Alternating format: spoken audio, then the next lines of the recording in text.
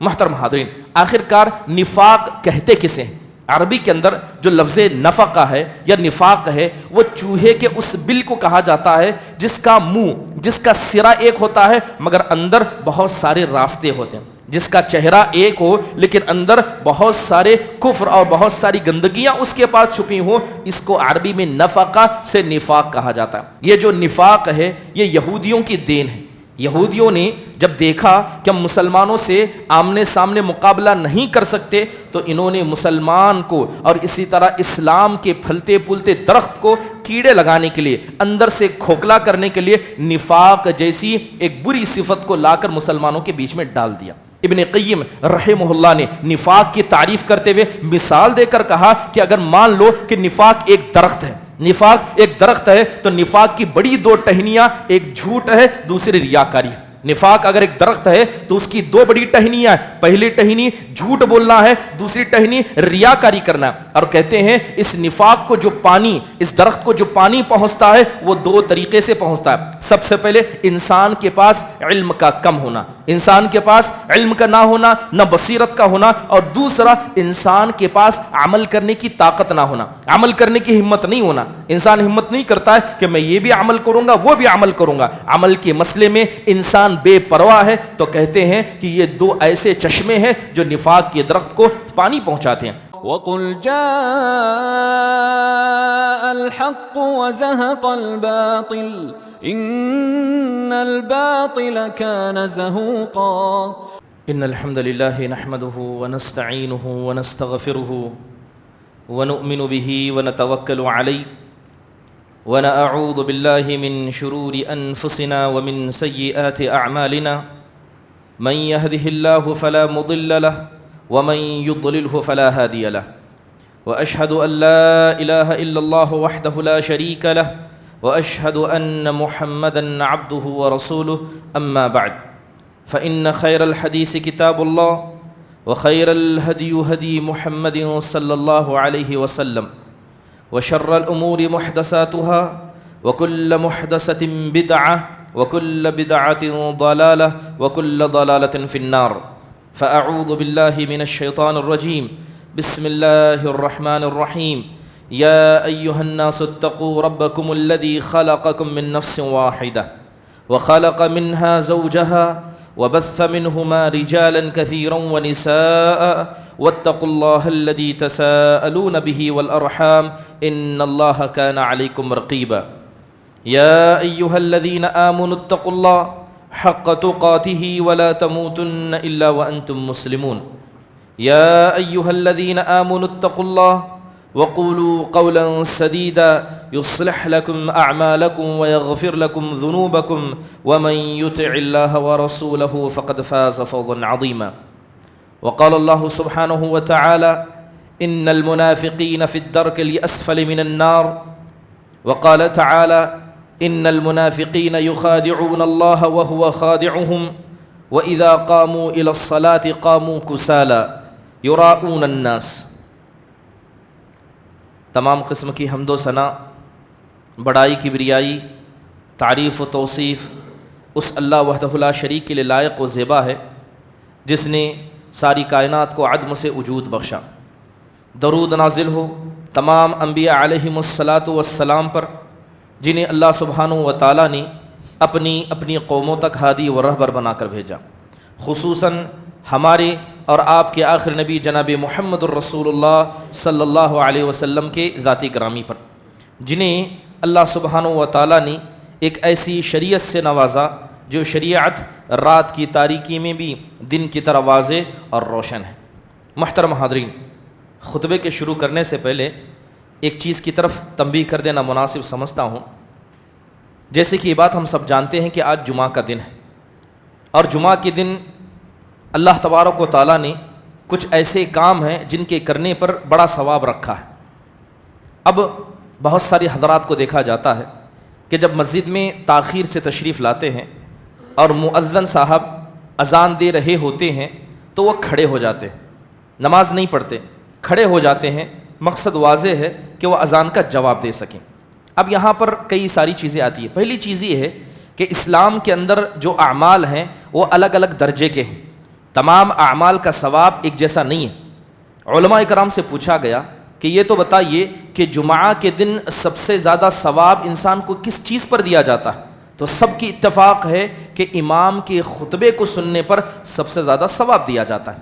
ہوتا یہ ہے کہ لوگ مسجد میں تشریف لاتے، مؤذن کو اذان دیتے وقت دیکھ کر کھڑے ہو جاتے ہیں، جیسے ہی اذان ختم ہو جاتی ہے امام صاحب خطبہ شروع کرتے تب وہ نماز پڑھنے لگتے ہیں۔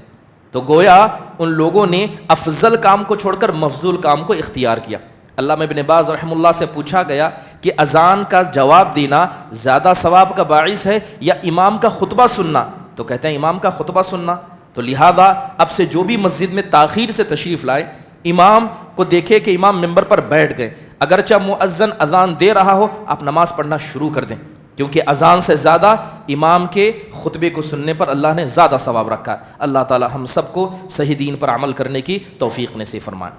محترم حاضرین، میں نے خطبہ مسنونہ کے بعد آیت کریمہ پڑھی۔ اللہ سبحانہ و تعالی ارشاد فرماتے ہیں ان المنافقین فی الدرک الاسفل من النار، کہ بے شک یہ منافقین جنہوں نے ظاہر میں اسلام کا لبادہ اوڑھا، جنہوں نے ظاہر میں مسلمانوں کے کپڑے پہنے، ظاہر میں اسلامی عبادتوں کو اختیار کیا، مگر دل کے اندر جنہوں نے کفر کو چھپایا، اللہ ان کا فیصلہ کرتے ہوئے کہتا ہے کہ ایسے لوگ قیامت کے دن مشرکین اور کافرین سے زیادہ خطرناک عذاب دیے جائیں گے اور انہیں اللہ جہنم کے سب سے نچلے گڑھے میں ڈالے گا۔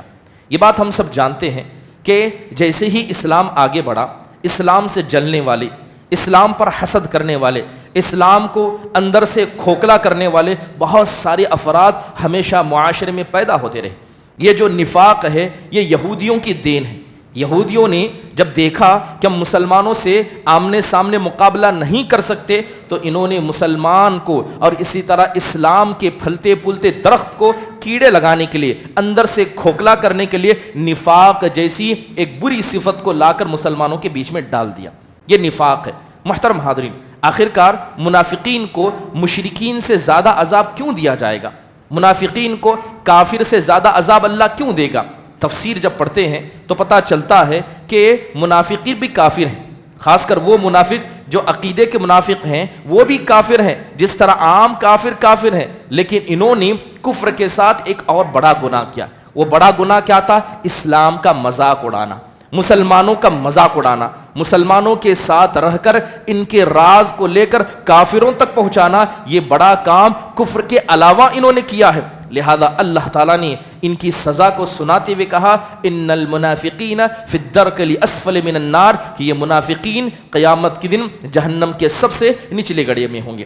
اسی طرح اللہ تعالیٰ اور ایک جگہ پر ان منافقوں کی حالات کو بیان کرتے ہوئے کہتا ہے ان المنافقین یخادعون اللہ، یہ منافق اللہ تعالیٰ کی قدرت کو نہیں جانتے، ان کے دل میں اللہ کی عظمت نہیں ہے، یہ سمجھتے ہیں کہ ہم ظاہر میں اسلام کو دکھا کر دل میں کفر کو چھپا کر ہم اللہ کو دھوکہ دے رہے ہیں، ہم مسلمانوں کو دھوکہ دے رہے ہیں، اس کے رسول کو دھوکہ دے رہے ہیں۔ اللہ کہتا ہے وَهُوَ خَادِعُهُمْ، اصل میں اللہ تو سب جانتا ہے، حقیقت میں اللہ ان کو دھوکہ دے رہا ہے، اللہ ان کو مہلت دے رہا ہے کہ تم مسلمانوں کے ساتھ کھاؤ، ان کے ساتھ رہو، لیکن اللہ قیامت کے دن تمہارا حساب کافروں کے ساتھ قیامت کے دن کرے گا۔ اصل میں اللہ تم کو دھوکہ دے رہا۔ پھر اللہ کہتا ہے وَإِذَا قَامُوا إِلَى الصَّلَاةِ قَامُوا كُسَالَىٰ، یہ منافقوں کا حال یہ ہے کہ نماز کی پابندی تو کرتے ہیں، نماز تو پڑھتے ہیں، لیکن اب نماز کے لیے کھڑے ہوتے ہیں تو بڑی سستی اور کاہلی سے کھڑے ہوتے ہیں۔ محترم حاضرین، آخرکار نفاق کہتے کسے ہیں؟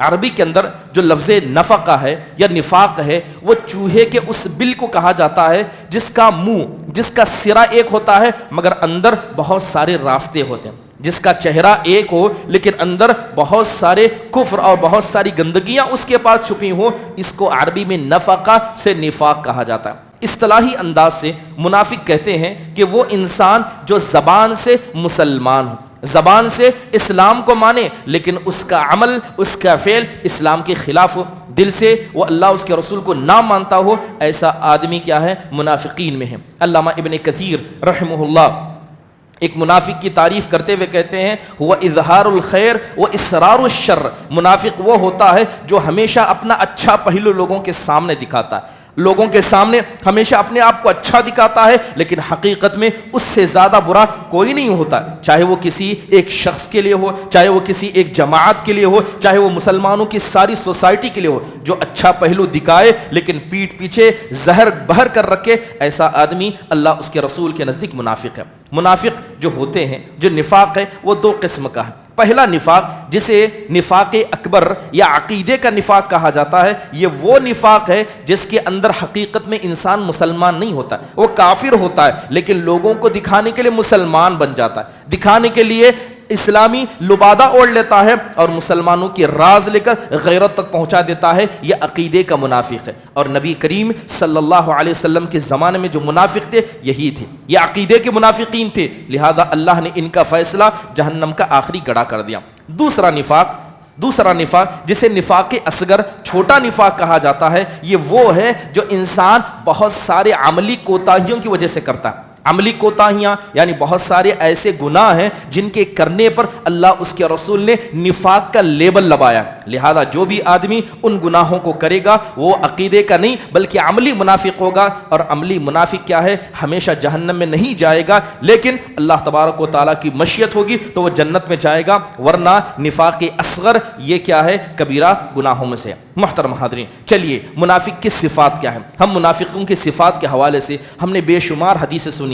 کچھ حدیثیں حضرت عبداللہ بن عمر رضی اللہ عنہ سے پوچھا گیا، آپ صلی اللہ علیہ وسلم کی روایت ہے، آپ کہتے ہیں اربع من کن فیہ کان منافقا خالصا، اللہ کے نبی نے کہا کہ 4 چیزیں ایسی ہیں جس کے اندر یہ پائی جائیں وہ پکا اور خالص منافق ہے۔ پوچھا گیا وہ کیا ہیں؟ آپ نے کہا کہ سب سے پہلے اذا اؤتمن خان، جب اس کے پاس کوئی امانت رکھی جائے، کوئی بات رکھی جائے تو وہ خیانت کرنے پر آئے۔ امانت کا مطلب یہ نہیں ہے کہ صرف انسان پیسے کے لین دین میں اوپر نیچے کرے، امانت بہت ساری چیزوں کا نام ہے، ہر وہ چیز جس کا ذمہ دار اللہ نے آپ کو بنایا، ذمہ داری کو ادا نہ کرنا بھی امانت ہے۔ چند لوگ اکٹھا ہیں، مجلس میں بیٹھے ہیں، مجلس کی باتوں کو دوسروں کے سامنے پھیلانا یہ بھی خیانت ہے، اس لیے اللہ کے نبی کہا کرتے تھے المجالس امانہ، یہ جو مجلسیں ہیں یہ بھی امانت ہے۔ امانت بہت ساری شکلوں کا نام ہے، لہذا ان ساری شکلوں میں سے جس کسی شکل میں انسان خیانت کرے گا وہ اس کبیرہ گناہ کا مرتکب ہوگا، اور اس کے اندر نفاق کی ایک صفت پائی جائے گی۔ پھر آپ نے کہا وَإِذَا عَاهَدَ غَدَرَ، کہ جب بھی وہ عہد و پیمان کرے، ایگریمنٹ کرے، بات سے زبان دے، زبان دینے کے بعد زبان سے مکر جائے، جھٹلا دے، اگریمنٹ کا انکار کر دے، لکھی پڑی باتوں کا انکار کر دے، اللہ کے نبی نے کہا یہ منافقوں کی علامت ہے۔ وَإِذَا خَاصَمَ فَجَرَ،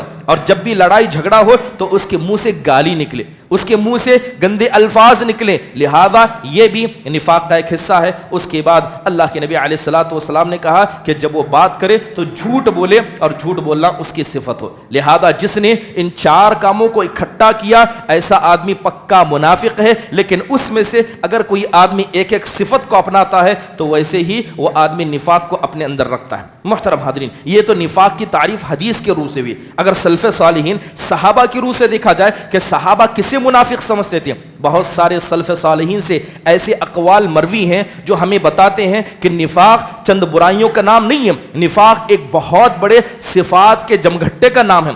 دیکھیے سلف صالحین کے نزدیک نفاق کسے کہا جاتا تھا؟ حضرت حذیفہ بن یمان رضی اللہ عنہ، نبی صلی اللہ علیہ وسلم کے رازدار، ان سے پوچھا گیا کہ آپ منافق کسے سمجھتے ہیں؟ تو کہتے تھے الذی یصف الاسلام ولا یعمل بھی، کہتے تھے کہ وہ آدمی میرے نزدیک منافق ہے جو اسلام کو مانتا ہے لیکن اسلام پر عمل نہیں کرتا، مانتا ہے کہ نماز پابندی سے پڑھنی چاہیے، فجر کی نماز کو پڑھنا چاہیے، حلال جاننا چاہیے، حرام سے بچنا چاہیے، سب پتہ ہے لیکن عمل میں پیچھا ہے، نماز نہیں پڑھتا ہے، زکوٰۃ نہیں دیتا ہے، اور اللہ اس کے رسول کی نافرمانی کرتا ہے، شادی بیاہ کے موقع پر رسم و رواج کی طرف جاتا ہے، نہ اس کا لباس اسلامی، نہ اس کی جال لباسی، نہ اس کا گھر اسلامی، بلکہ دکھانے کے لیے مسلمان ہے، عمل میں کوتا ہے۔ تو حذیفہ بن یمان صحابی رسول کہتے ہیں کہ ایسے شخص کو ہم منافق سمجھا کرتے۔ ابن جریج رحمہ اللہ سے پوچھا گیا آپ منافق کسے سمجھتے ہیں؟ تو کہتے ہیں الذی یخالف قولہ وفعلہ وسرہ وعلانیتہ۔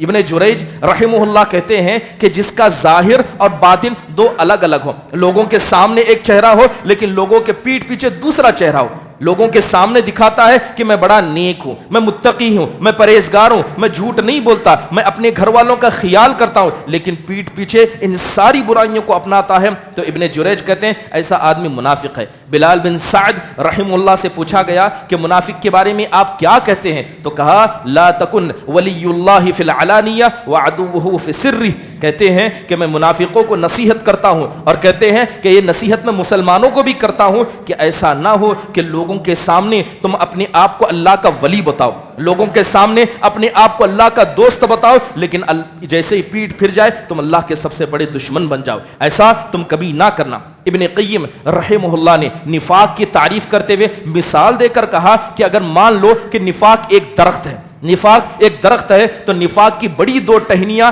ایک جھوٹ ہے، دوسری ریاکاری ہے۔ نفاق اگر ایک درخت ہے تو اس کی دو بڑی ٹہنیاں ہیں، پہلی ٹہنی جھوٹ بولنا ہے، دوسری ٹہنی ریاکاری کرنا ہے۔ اور کہتے ہیں اس نفاق کو جو پانی، اس درخت کو جو پانی پہنچتا ہے وہ دو طریقے سے پہنچتا ہے۔ سب سے پہلے انسان کے پاس علم کا کم ہونا، انسان کے پاس علم کا نہ ہونا، نہ بصیرت کا ہونا، اور دوسرا انسان کے پاس عمل کرنے کی طاقت نہ ہونا، عمل کرنے کی ہمت نہیں ہونا۔ انسان ہمت نہیں کرتا ہے کہ میں یہ بھی عمل کروں گا وہ بھی عمل کروں گا، عمل کے مسئلے میں انسان بے پرواہ ہے۔ تو کہتے ہیں کہ یہ دو ایسے چشمے ہیں جو نفاق کے درخت کو پانی پہنچاتے ہیں۔ محترم حاضرین، صحابہ اکرام رضوان اللہ علیہ مجمعین میں سے حضرت عبداللہ بن عمر رضی اللہ عنہ کے پاس ایک آدمی آیا اور آ کر کہتا ہے کہ میں آپ سے ایک سوال پوچھنا چاہتا ہوں، جواب دیجئے۔ کہتا ہے کہ انا ندخل علی سلطانینا فنقول لهم بخلاف ما نتکلم، کہتے ہیں کہ جب بھی ہم اپنے بڑوں کے پاس جاتے ہیں، کوئی بڑا ہے، کوئی ذمہ دار ہے، اس کے پاس ہم جاتے ہیں تو ہم اس کے منہ پر اس کی تعریف کرتے ہیں،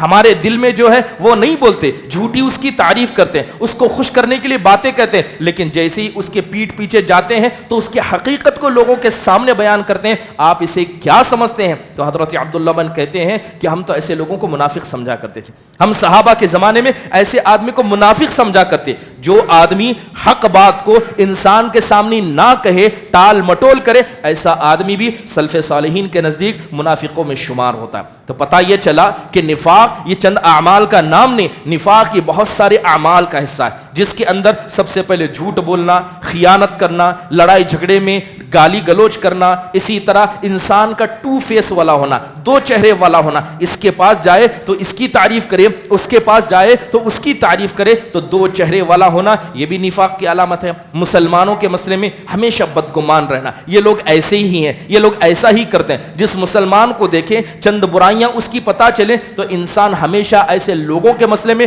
بدگمان ہو جائے۔ یہ بدگمانی بھی نفاق کی علامتوں میں سے ایک علامت ہے۔ مسلمانی کے عیب کے تلاش کرنا، محترم حاضرین، یہ ساری چیزیں انسان کو نفاق کی طرف لے جاتی ہیں، لہذا جو انسان ان ساری چیزوں کو اپنے اندر دیکھتا ہے وہ اپنے ایمان کی خیر منائے۔ محترم حاضرین، اب پتہ یہ چلا کہ نفاق یہ بہت سارے اعمال کا حصہ ہے۔ اب انسان بچے کیسے؟ انسان نفاق سے بچے کیسے؟ سب سے پہلی چیز انسان کو یہ بات مان لینی چاہیے کہ جو آدمی منافق ہے ایسا آدمی کبھی مومن نہیں ہو سکتا۔ جو آدمی اپنے اندر نفاق کی علامتوں کو رکھتا ہے ایسا آدمی کبھی پکا سچا مومن نہیں ہو سکتا۔ وہ آدمی مسلمانوں میں شمار ضرور ہوگا مگر وہ مومنوں میں سے کبھی ہو نہیں سکتا۔ لہذا جب تک دل کے اندر نفاق کی گندگی ہے ایمان کامل طور پر داخل نہیں ہو سکتا۔ دوسری اہم بات یاد رکھیں کہ نفاق کی دو شکلیں آپ کے سامنے بتائی گئی، ایک چھوٹا نفاق، ایک بڑا نفاق۔ یاد رکھیں کہ جو آدمی چھوٹا منافق ہے وہ راستہ طے کر چکا ہے بڑے نفاق کی طرف۔ گویا چھوٹا نفاق جیسے شرک اصغر چھوٹا شرک ہے لیکن وہ بڑے شرک اکبر کا راستہ ہے، اسی طرح چھوٹا نفاق یہ بڑے نفاق کی طرف راستہ ہے۔ جو آدمی برابر نفاق کی صفتوں کو اپنے اندر رکھے گا، اس لیے سلف صالحین کہا کرتے کہ جب کسی انسان کو ہمیشہ جھوٹ بولتا دیکھو تو اسے مسلمان بھی نہ سمجھو۔ جو آدمی ہمیشہ جھوٹ بولتا ہے، جھوٹ بولنا اس کی عادت ہے، کیونکہ ایک آدمی ایک وقت جھوٹ بولے، دو وقت جھوٹ بولے، اللہ سے ڈرے، یہ بات الگ ہے، مگر وہ آدمی جس نے جھوٹ بولنا اپنی عادت بنا لی ہو ایسا آدمی بسا اوقات جھوٹ کو حلال سمجھ لیتا ہے۔ اور اگر کوئی آدمی جھوٹ کو حلال سمجھے جسے اللہ نے حرام کیا ہے تو ایسا آدمی سیدھے اسلام سے نکل جاتا ہے، ایسا آدمی کافر و مشرک بن جاتا ہے، کیونکہ اس نے اللہ کی حرام کردہ چیز کو حلال سمجھا۔ تو کہتے ہیں کہ جو لوگ بڑے بڑے گناہوں کے عادی بن جاتے ہیں، چاہے جھوٹ بولنے کے ہو، چوری کرنے کے ہو، مسلمانوں کو دھوکہ دینے کے ہو، لڑائی جھگڑے میں غلط الفاظ کے استعمال میں ہو، جو لوگ ان کو عادت بنا لیتے ہیں، ایسے لوگ اپنے ایمان کی خیر بنائے، کیونکہ وہ شرک اکبر کی طرف، کفر اکبر کی طرف اپنے راستے کو طے کر چکے ہیں۔ محترم حاضرین، نفاق سے ہر مومن کو ڈرنا چاہیے۔ جو آدمی نفاق سے نہیں ڈرتا، سمجھ لیجئے کہیں نہ کہیں اس کے دل میں نفاق موجود ہے، کیونکہ نفاق سے صرف ایک مومن ڈرتا ہے۔ اس لیے نفاق سے بچنے کا سب سے بہترین طریقہ یہ بھی ہے کہ انسان ہمیشہ نفاق کے بارے میں جانے اور نفاق کا ڈر اپنے دل کے اندر رکھے۔ بات اگر نفاق کے ڈر کی جائے، جائیے سلف صالحین رحمہم اللہ کی زندگیوں کو دیکھیے، اور بات کریں اگر صحابہ کی، صحابہ اکرام یہ مقدس ہستیاں تھی، زمین پر چلتے تھے، ان کے تذکرے آسمانوں پر ہوتے تھے، یہ زمین کے اندر عمل کرتے، اللہ تعالیٰ آسمان سے جنت کی خوشخبریاں دیا کرتا تھا، لیکن اس کے بعد بھی نفاق کا ڈر ان کے دل سے نہیں گیا۔ گویا نفاق سے ڈرنا یہ مومن کی علامت ہے، اور نفاق سے نہ ڈرنا یہ خود ایک منافق کی علامت ہے۔ حدیث کے اندر آتا ہے، صحابہ کا ڈر نفاق کے حوالے سے دیکھیے، حدیث کے اندر آتا ہے، حضرت ام سلمہ رضی اللہ عنہا کہتی ہیں کہ ایک حدیث اللہ کے نبی نے مجھے بیان کی تھی، ایک حدیث اللہ کے نبی نے مجھے بیان کی۔ چند تابعین آ کر حضرت ام سلمہ کی مجلس میں بیٹھ گئے، تو حضرت ام سلمہ نے انہیں حدیث سنائی۔ حدیث کیا تھی؟ اللہ کے نبی نے کہا، ان من اصحابی من لا یرانی بعد ان افارقہ، آپ کہتے ہیں کہ میرے ساتھیوں میں سے کچھ ایسے ساتھی ہیں کہ انہوں نے مجھے دنیا میں دیکھا ہے، لیکن جیسے ہی میں دنیا سے چلا جاؤں وہ دنیا سے چلے جائیں، قیامت کے دن کبھی نہ میں ان کو دیکھوں گا نہ وہ مجھے کبھی دیکھیں گے۔ گویا اللہ کے نبی کہہ رہے تھے کہ ہمارے تعلقات دنیا تک ہیں، ان کا ایمان خالص نہیں ہے، منافق ہے، لہذا انہوں نے مجھے دنیا میں دیکھا ہے، قیامت کے دن یا آخرت کے دن یہ لوگ مجھے کبھی نہیں دیکھ پائیں گے۔ اور آپ علیہ الصلوۃ والسلام نے اس میں اصحاب کا ذکر کیا۔ جیسے یہ حدیث حضرت عمر بن خطاب کے کان تک پڑی کہ حضرت ام سلمہ رضی اللہ عنہا نے ایسی حدیث بیان کی ہے، حضرت عمر آئے، دوڑتے ہوئے آئے، کام میں تھے، کام کو چھوڑا، اجازت دے کر حضرت ام سلمہ رضی اللہ عنہ کے گھر میں داخل ہو گئے اور کہنے لگے کہ میں نے سنا ہے کہ آپ نے اللہ کے رسول صلی اللہ علیہ وسلم سے ایسی حدیث بیان کی ہے۔ کہا کہ صحیح بات ہے۔ تو بیٹھے اور رونے لگے اور کہنے لگے باللہ انا منہم، کہنے لگے کہ آپ تو نبی کی قریبی تھی، آپ تو لوگوں کو جانتی ہیں، آپ تو پہچانتی ہیں، میں اللہ کا واسطہ دے کر کہتا ہوں کہ آپ مجھے ان میں سے شمار کرتی ہیں؟ کیا آپ مجھے سمجھتی ہیں کہ میں ان میں سے ہوں جنہوں نے اللہ کے نبی کو یہاں دیکھا اور قیامت کے دن وہ اللہ کے نبی کو نہیں دیکھ پائیں گے؟ حضرت ام سلمہ رضی اللہ عنہ خاموش ہو گئی اور کہنے لگی اللہم ولا ابری احدا بعدک، کہنے لگے عمر آپ نے پوچھا ہے تو صرف اس لیے کہتی ہوں کہ مجھے نہیں لگتا کہ آپ ان میں سے، مجھے نہیں لگتا کہ آپ ان میں سے ہیں، کیونکہ آپ کا جو مقام اسلام کے اندر ہے وہ تو ہر کوئی جانتا ہے، لیکن اس کے بعد اگر کوئی مجھ سے یہ بات پوچھے تو کسی کے بارے میں یہ گواہی نہیں دوں گی، یہ گواہی میں صرف آپ کے بارے میں دیتی ہوں۔ محترم حاضرین، یہ کون سی شخصیت تھی؟ حضرت عمر بن خطاب رضی اللہ، یہ کوئی معمولی شخص نہیں تھے۔ اللہ کے نبی نے ہاتھ اٹھا کر دعا کی تھی، ان کے اسلام کی دعا کی تھی۔ آپ نے کہا تھا، دو لوگوں کی طرف اشارہ کرتے ہوئے کہا، اے اللہ ان دو میں سے جو تیرے نزدیک پیارا ہے تو اسے توفیق دے کہ مسلمان ہو جائے، اور اس کے ذریعے اسلام کو طاقت پہنچا۔ آپ نے ابو جہل کا نام لیا، آپ نے عمر بن خطاب کا نام لیا، آپ کے اسلام کے قبول ہونے کی دعا اللہ کے نبی نے کی، آپ مسلمان ہوئے۔ حضرت عمر بن خطاب آپ کے مسلمان ہونے کے بعد سب سے پہلے مسلمانوں نے کھل کر پہلی مرتبہ مکہ کے اندر نماز پڑھی۔ حضرت عمر کے مسلمان ہونے کے بعد کافروں کے ہاتھ رک گئے، یہ کوئی معمولی شخص نہیں تھے۔ حضرت عمر بن خطاب رضی اللہ عنہ اسلام کے مسئلے میں بڑے سخت تھے، اللہ نے حق آپ کی زبان پر جاری کر دیا، مشورہ دیتے، آسمان سے قرآن کی آیتیں نازل ہوا کرتی۔ محترم حاضرین، اللہ کے نبی علیہ الصلوۃ والسلام کے اصحاب میں سے کون ایسی طاقت رکھتا تھا کہ وہ ام المؤمنین کو ڈانٹ سکے، نبی کی بیویوں کو ڈانٹ سکے، سوائے حضرت عمر بن خطاب کے؟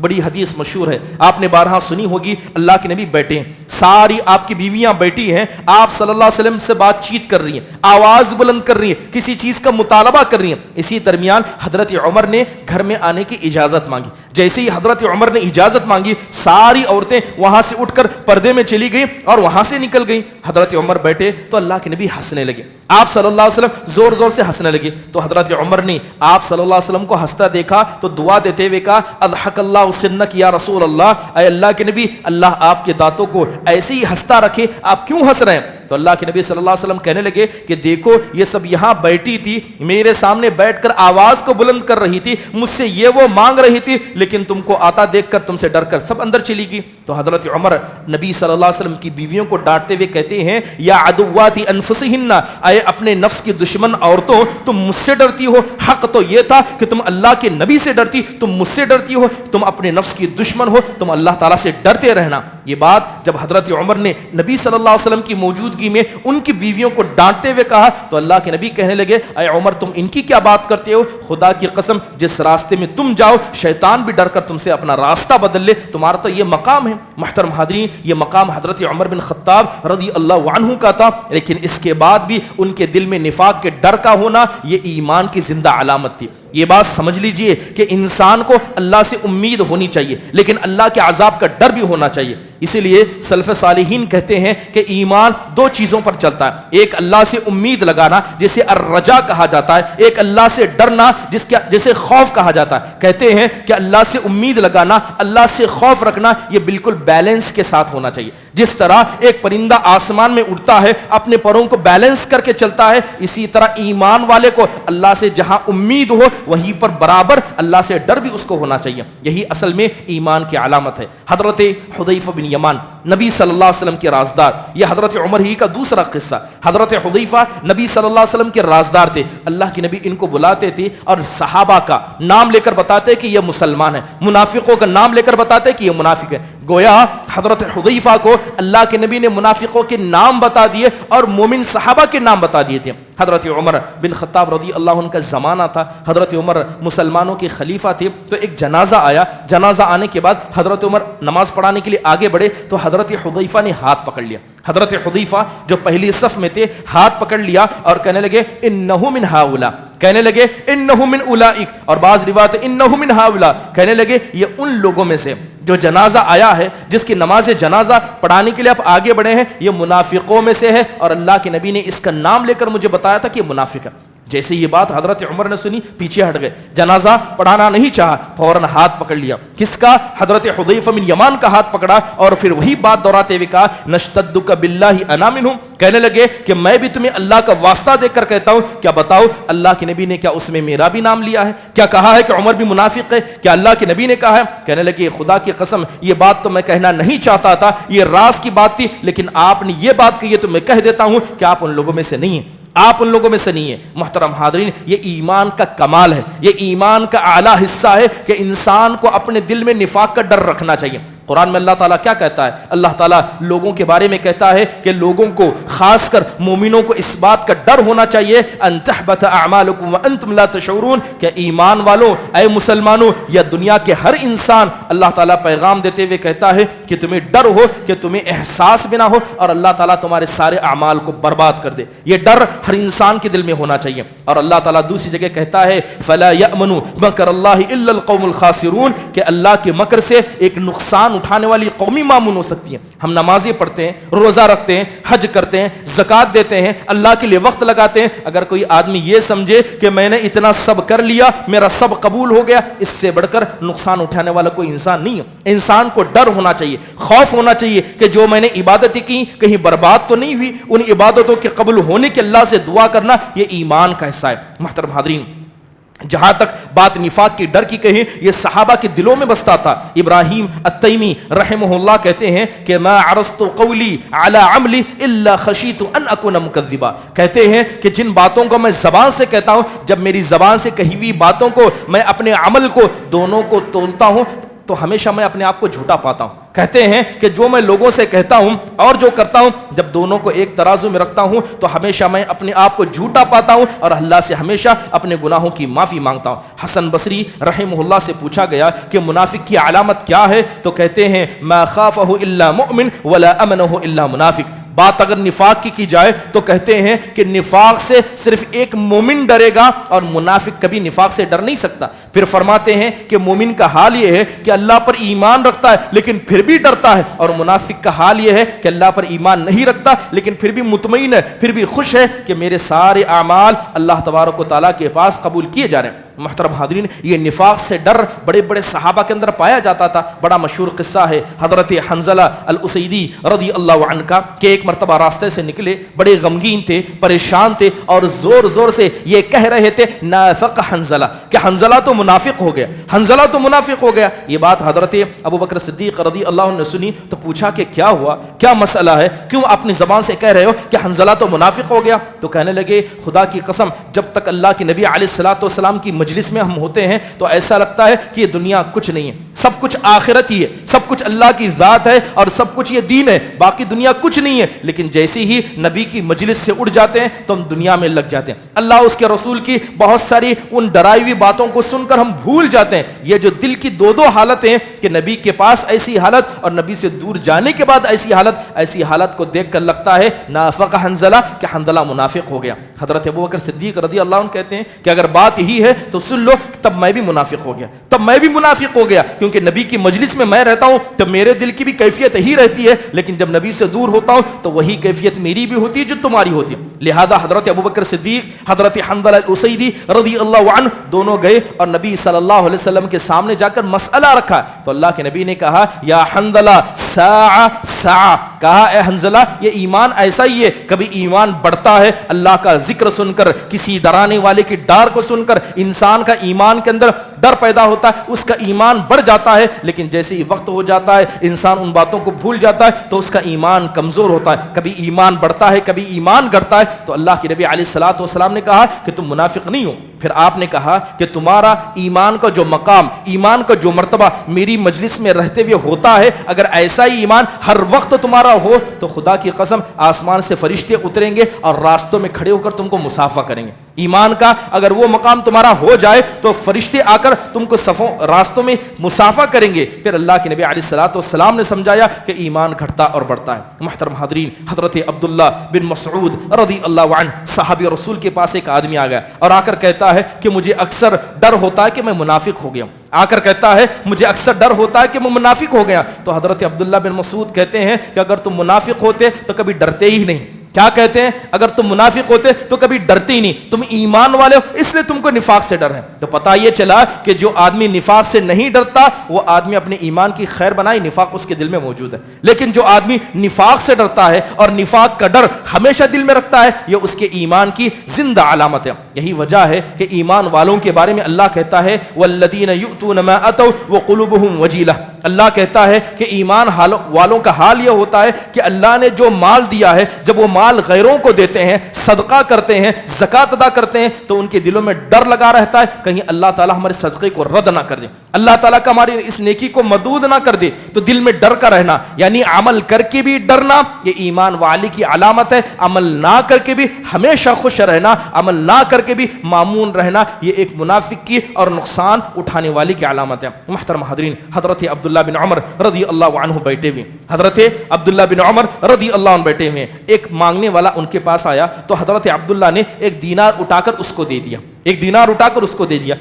اسی درمیان وہاں پر حضرت عبداللہ بن عمر کا بیٹا موجود تھا، تو بیٹا اپنے باپ کو دیکھتا ہے کہ والد محترم صدقہ کر رہے ہیں تو بیٹا کہتا ہے تقبل اللہ منک یا ابتہ، اپنے باپ سے کہتا ہے، حضرت عبداللہ بن عمر صحابی رسول سے کہتا ہے کہ میرے ابا جان اللہ تعالیٰ آپ کی اس نیکی کو قبول فرمائے۔ کیا کہتا ہے کہ اللہ آپ کی اس نیکی کو قبول فرمائے۔ جیسے ہی حضرت عبداللہ بن عمر اپنے بیٹے کی اس دعا کو سنتے ہوئے کہتے ہیں کہ لو علمت ان اللہ تقبل اللہ منی سجدۃ واحدہ او صدقۃ درہم واحد لم اکن غائبا احب الی من الموت، کہتے ہیں کہ آج بھی مجھے پتہ چل جائے اتنا جو میں نے کیا سو کیا، آج بھی مجھے پتہ چل جائے کہ جو میں نے سجدے کیے اللہ نے صرف ایک سجدے کو قبول کیا، اگر مجھے آج پتہ چل جائے کہ جتنے میں نے صدقے کیے اللہ نے صرف ایک صدقے کو قبول کیا، آج میں چاہوں گا کہ اللہ مجھے موت دے اور اللہ تعالیٰ سے اسی ایک نیکی کی بنیاد پر اللہ سے ملاقات کروں، میں چاہوں گا، لیکن عمل اس لیے کر رہا ہوں کہ مجھے لگتا ہے کہ میرا کوئی عمل اللہ کے پاس قبول نہیں ہوا، اسی ڈر میں روز عمل پر عمل کرتا ہوں۔ لہذا آپ دیکھیں کہ صحابہ کے اندر عمل کرنے کے بعد اس طرح کا ڈر یہ بڑی عظیم بات ہے۔ پھر حضرت عبداللہ بن عمر کہتے ہیں کیا تمہیں پتا ہے اللہ کس کی نیکی کو قبول کرتا ہے؟ پھر فرمایا انما یتقبل اللہ من المتقین، اللہ تو نیکیوں کو متقیوں سے قبول کرتا ہے۔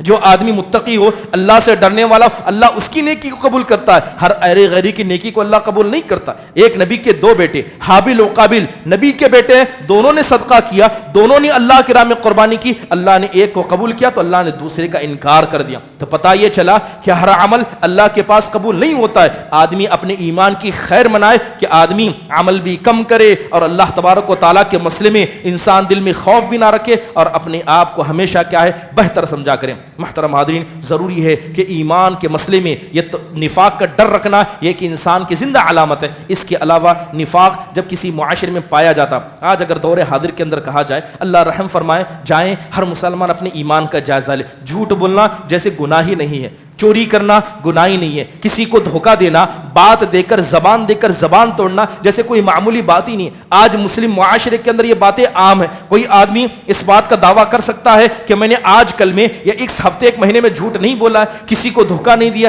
اللہ خیر فرمائے، آج مسلمانوں کی حالتیں ایسی ہیں کہ لوگ برائی کو برائی نہیں سمجھتے ہیں۔ اس سے بڑھ کر فتنہ، اس سے بڑھ کر شیطان کو وسوسہ ہمارے دلوں میں اور کیا ہو سکتا؟ اور اس کے بعد ہم سمجھتے ہیں کہ ہم نے بڑے نیک کام کیے، ہم تو حاجی ہیں، ہم تو متقی ہیں، ہم تو دین کے داعی ہیں، ہم نے دین کے لیے یہ کیا ہے، اور اس کے بعد اللہ لوگوں سے اپنے معاملات کی خوشخبری بھی چاہتے ہیں۔ اللہ سے اپنے ایمان کی خیر منائیں۔ اور اس کے علاوہ دشمنان اسلام نے کیا مسلمانوں کو اسلام کے مسئلے میں بدگمان کرنے میں کیا چھوڑا ہے؟ آج ہمارے اپنوں کا حال یہ ہے کہ دین کے مسئلے میں ان کے یہاں شک ہے، ہماری عورتوں کو شک ہے، ہمارے مردوں کو شک ہے، ہمارے بچوں کو دین کے مسئلے میں شک ہے۔ کئی طرح کے سوالات اٹھا کر ان کے ایمان کو غیر ایسے ہی برباد کر رہے ہیں، اور اوپر سے یہ نفاق کی علامتیں اندر سے ہم میں سے اکثر کے ایمان کو کھا کر کھوکھلا کر دیتی ہے۔ ضروری ہے کہ یہ فتنوں کا دور ہے، مگر اس کے بعد بھی انسان اپنے ایمان کی خیر منائے، ہمیشہ نفاق سے ڈرے، نفاق کا ڈر اپنے دل کے اندر رکھے، اور نفاق کی جو علامتیں، چاہے وہ جھوٹ بولنا ہو، چاہے وہ لڑائی جھگڑے میں گالی دینا ہو، چاہے وہ خیانت کرنا ہو، چاہے وہ دو چہرے کا ہونا ہو،